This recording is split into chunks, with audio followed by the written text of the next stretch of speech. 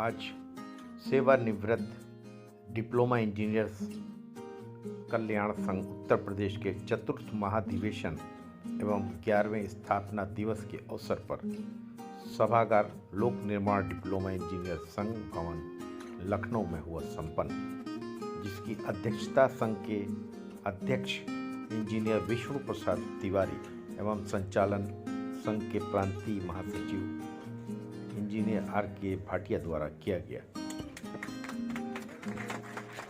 कार्यक्रम के मुख्य अतिथि माननीय ब्रजेश पाठक, कानून एवं न्याय मंत्री तथा विशिष्ट अतिथि आलोक कुमार अग्रवाल, निदेशक कोषागार एवं सत्येंद्र कुमार जी, निदेशक पेंशन उत्तर प्रदेश के प्रांतीय महासचिव इंजीनियर R.K. भाटिया द्वारा संघ के सेवानिवृत्त सदस्यों का 16 सूत्री मांगों का ज्ञापन सौंपा गया। पेश है लखनऊ से ब्यूरो रिपोर्ट। प्रयास होगा, गवर्नमेंट ऑफ इंडिया भी चाह रही है कि अपने मोबाइल पे ऐप डाउनलोड करके हम लोग लाइफ सर्टिफिकेट ले सकते हैं। हो सकता है नेक्स्ट फाइनेंशियल ईयर से सुविधा आप लोगों को मिल जाए, आपको कहीं नहीं जाना पड़े, अपने घर से आप लाइफ सर्टिफिकेट ले सकते हैं।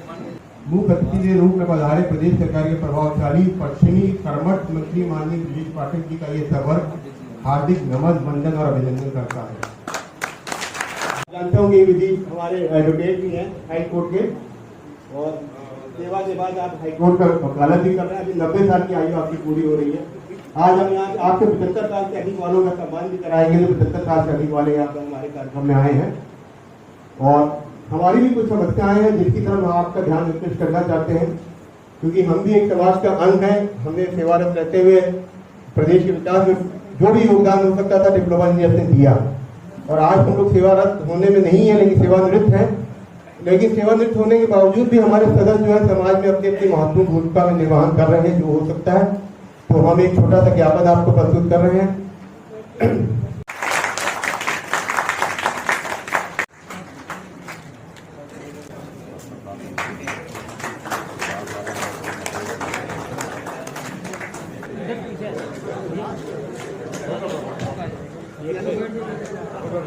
सर सोमनाथ भारती जी, के सिंह जी,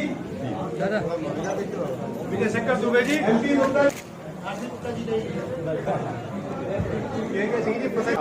लेकिन जैसे बुढ़िया को था तो उसको घर न था, दुआर न था, बिस्तर था, न कोई खाने की व्यवस्था थी, न कोई खानदान था।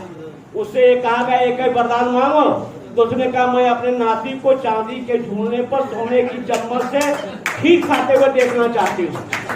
तो सारी चीजें हो जाती हैं तथा मैं यही समझ करके आपका ये सदन आपके उसमें आपका चाहता है कि आप इसमें आएंगे तो हम लोगों की उम्मीद बढ़ेगी। हम लोग यहाँ पर एक सीनियर सिटीजन होम बनाना चाहते हैं आपके लोगों के लिए। उसमें कोई पारदर्शिता, उसमें जिनका पास पेंशन नहीं, जिनके पास आश्रित नहीं है। अब बहुत जगह तो ऐसे हैं बढ़ोतरी कैसे कट रही है कि घर मका बनाने वाला हमेशा बरामदे में रहा। और लखनऊ में कहीं में आप जगह दिला दे, बनवाने की जिम्मेदारी हम लोगों ने बहुत भवन चंदा करके जुटाया है। मैं भवन करा करके वाकई ब्रजेश पाठक जी से मैं उद्घाटन कराना चाहता हूँ, कोई काम मैं आपको करना चाहता हूँ। आपने बुलाया, बहुत अच्छा लगा। आपके मांग पत्रों पर हमने गंभीरता से अध्ययन किया है और संबंधित को हम ये पहुंचाएंगे। डिप्लोमा इंजीनियर्स के संबंध में और एक कैशलेस इलाज वाला, ये दोनों मामले जो ऐसे मिश्रा जी की राय है कि हम लोगों के साथ बैठ करके बात करें, हम इस पर तैयार हैं। हमें तो अच्छा लगता है आप लोगों से मिलने में। तो जिस दिन भी आपकी इच्छा हो आप आ जाओ, ये सब चाय पिएंगे और हम लोग कोई रास्ता निकाल करके पॉजिटिवली इसको कराएंगे।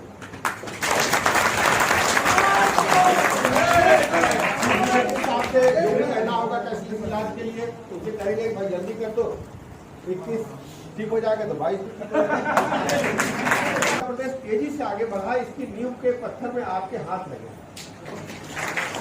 आप देखते होंगे जब कोई बड़ी इमारत तामीर होती है तो चीफ साहब आते हैं और पत्थर को उनका नाम दिया जाता, मंत्री पे लिख दिया गया और पिता कट गया। लेकिन बगैर आपको कुछ होना नहीं डिप्लोमा इंजीनियर की जान। वो बैठ करके साइट पे बजट पास कर सकते हैं, पेमेंट कर सकते हैं, लेकिन सुपरवाइजर और टेक्निकल स्टाफ काम कैसे कर रहा है इसकी मॉनिटरिंग आप ही को करनी है। भले कोई कुछ कितना बड़ा इंजीनियर बन जाए, ग्रेजुएट हो, पोस्ट ग्रेजुएट हो, लेकिन काम अगर किसी को धरातल पे करना है तो किसको करना है? ये सच्चाई है। जैसे क्या होता है, जैसे चीनी है, अब चीनी के ही शरबत से बेस बनेगा, चाहे जो कुछ उसमें रूअफ़ज़ा डाल दीजिए, चाहे उसमें दही दूध मिला दीजिए, चाहे उसमें सेंट परफ्यूम, बगैर चीनी के शरबत नहीं बनेगा। शरबत मतलब चीनी, अब चीनी मतलब डिप्लोमा इंजीनियर, चाहे चीन बिठा दीजिए, चाहे सीए बिठा दीजिए, चाहे इंजीनियर बिठा दीजिए, चाहे सलाहकार बिठा दीजिए, चाहे प्रमुख शिक्षक बिठा दीजिए, लेकिन अगर किसी भी सड़क या निर्माण की तामीर होनी है तो बगैर आपके नहीं है। और ये भी जान लीजिए, बगैर आपके दस्तखत चवन्नी पेमेंट नहीं होगा। आप लाख चीफ साहब चाहते हैं, क्यों? चीफ साहब, बड़े साहब कुछ भी चाहे, लेकिन बगैर आपके कुछ नहीं होता है, बोला डायरेक्ट फिक्सिंग है, पता कर दीजिए भाई। चीफ साहब चाहे, एक्सीडेंट साहब चाहे, चवन्नी कर पाएंगे? आप बताओ, नहीं होगा। तो अपनी ताकत बहुत बड़ी ताकत आपके पास है, आपकी वजह से है। मैं अगर यहाँ आज खड़ा हूं तो आपकी वजह से खड़ा हूं। देखिए, लोकतंत्र में जो आप चाहोगे वही है। संविधान में आपको ताकत मिली है कि हर 5 साल के बाद जिसका बटन दबाओगे वही नेता बन जाएगा, उसी को अधिकार मिल जाएगा। और ये अधिकार भारतीय संविधान के तहत आप सबको मिला। यादों को लेकर के जाता हूं और इस भरोसे के साथ मैं जाऊंगा कि मैं आपके संगठन का सदस्य हूं। हर परिस्थिति में आपके साथ है, हर परिस्थिति में आपके साथ रहूंगा। कभी कोई कष्ट हो हमें जरूर बताएं, ये तो संगठन की बात है। व्यक्तिगत भी कुछ हो तो मुझे जरूर बताएं। मैं यदि आपके साथ एक कदम चल पाऊंगा तो मुझे बहुत प्रसन्नता होगी। नई कार्यकारिणी का सर्वसम्मत से हमने जो है गठन कर दिया है। प्रांतीय अध्यक्ष इंजीनियर आर.के. भाटिया जी, कार्यकारी अध्यक्ष इंजीनियर विजय कुमार श्रीवास्तव जी। कार्य नहीं करूंगा जो संघ की प्रतिष्ठा के विपरीत हो। ईश्वर मेरी सहायता करें।